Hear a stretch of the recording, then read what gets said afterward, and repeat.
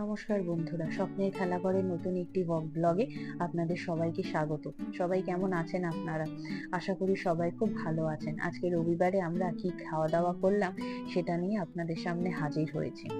প্রথমেই দেখিয়ে দিই কি কি রান্না করলাম।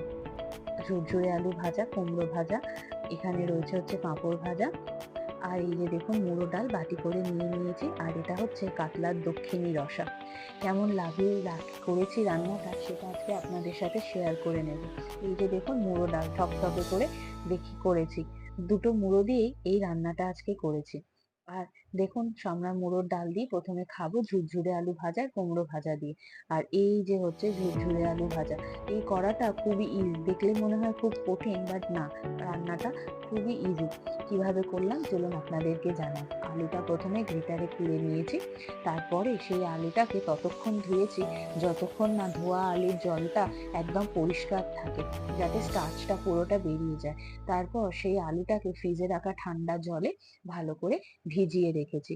তারপরে সেই ভেজা আলুটা আধ ঘন্টা ফ্রিজের জলে ডোবানোর পর তুলে নিয়ে খবরের কাগজের ওপরে বা স্টেনারের ওপরে দিয়ে একটা সাদা কাপড়ের ওপরে সেটাকে ভালো করে মেলে দিয়েছিলাম যাতে শুকিয়ে যায়। আলুটা শুকিয়ে যাওয়ার পরে কড়াতে ভালো করে তেল দিয়ে ডুবো তেলে এটাকে ডিপ ফ্রাই করেছি, এবং তারপরে তেলেতে দিয়ে দিয়েছিলাম হচ্ছে নুন, যাতে নুনটা আলুর ভেতরে চলে যায় এবং আলুটাও এতে খুব মুচমুচে হয় এবং অনেকক্ষণ মুচমুচে থাকে।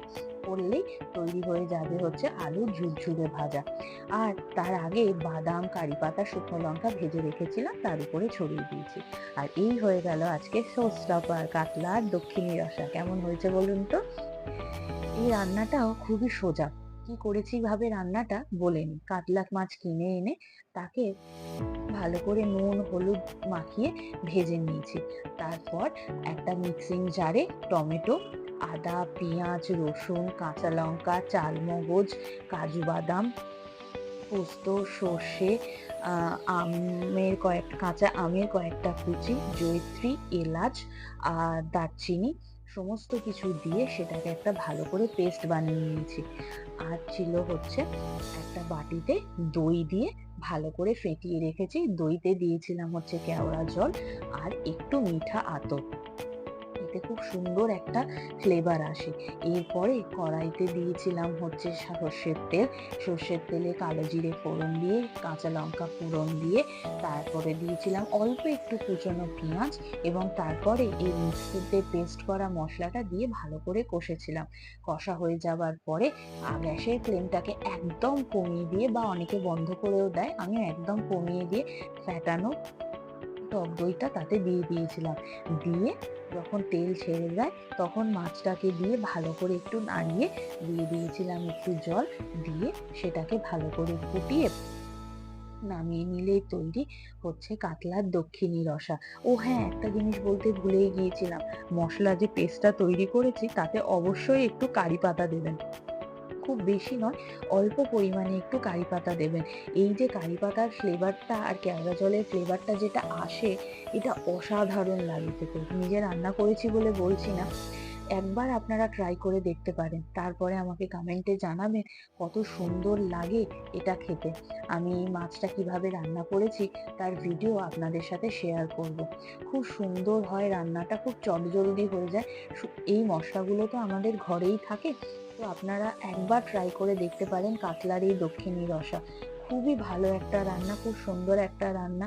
আমার শ্বশুর, শাশুড়ি মা, হাজবেন্ড সবাই খেয়ে খুবই ভালো বলেছে।